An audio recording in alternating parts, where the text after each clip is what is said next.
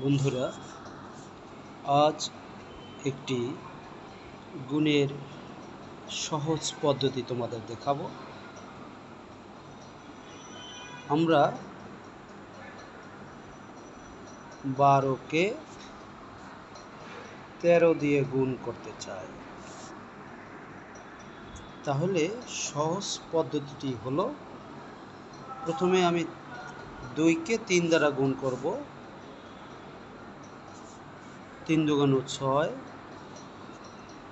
1কে 1 দ্বারা গুণ করব, 1 কে 1। এখন আমি 2কে 1 দ্বারা এবং 1কে 3 দ্বারা গুণ করব। 3কে 3, 2কে 2 লিখলাম। এইটা যোগ করলে হয় 5। এই 5টা এখানে বসাই দিলাম। অতি সহজেই আমরা গুণটা করতে পারলাম। যদি আর একটা নিয়ম দেখাই, তাহলে আমরা দেখি যে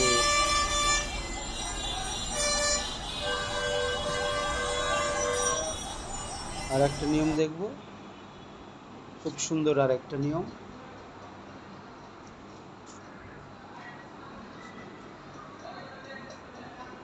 23কে আমরা 12 দ্বারা গুণ করব। তাহলে ট্রিক্সটা হলো কি, 3 দুগুণ 6, 2কে 2, 3কে 3, এটা গুণ করলাম। 2 দুগুণ 4, এখানে গুণ করলাম। এই দুটি যোগ করলে হয় কত? 7। 7 বসাই দিলাম। তাহলে দেখা যায় যে অতি সহজে আর একটা ট্রিপস আমরা পেয়ে গেলাম। আরেকটার অঙ্ক যদি আমরা দেখাই, 23কে আমরা 22 দ্বারা গুণ করব। তাহলে কি হবে?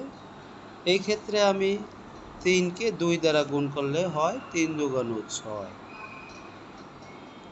আমরা এবার একটু এই কাজটাই করব। 2 দুগুণ 4, আর গুণ করলাম 3 দুগুণ 6, যোগ করলে দেখা যাচ্ছে 10 হয়ে যায়।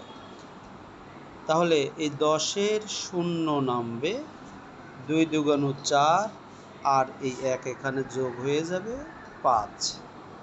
অতি সহজেই আমরা গুণটি করতে পারি। আবার বলছি, 3 দুগুণ 6 এখানে আমরা লিখব। এখানে দেখা যাচ্ছে যে 2 গুণন 2 4 হয়, 3 দুগুণ 6 হয়, যোগ করলে 10 হয়ে যায়। যদি 2 অঙ্ক বিশিষ্ট হয়, এককের ঘরটা এখানে হবে, দশকের যেটা থাকবে 2 দুগুণ 4 আর 1-এ 5 বসে যাবে। কি বন্ধু, এত সহজ হলো? এবারে আর একটা সহজ পদ্ধতি দেখাবো। 18কে যদি 2 দ্বারা 20 দ্বারা গুণ করি, তাহলে প্রথমে আমরা এই শূন্যটা বসিয়ে দেব। 8 দুগুণ 16, 6 হাতে থাকে 1, 2 1-কে 2 আর 1-এ 3। তাহলে 18 দুগুণ 36, একটা শূন্য বসাই দিলে হয়ে গেল। অনেক সহজ হয়ে গেল। আর একটা যদি নিয়ম দেখি, তাহলে আমরা দেখতে পাব যে কত সহজে করা যায়। দেখি আর একটা পদ্ধতি আমরা।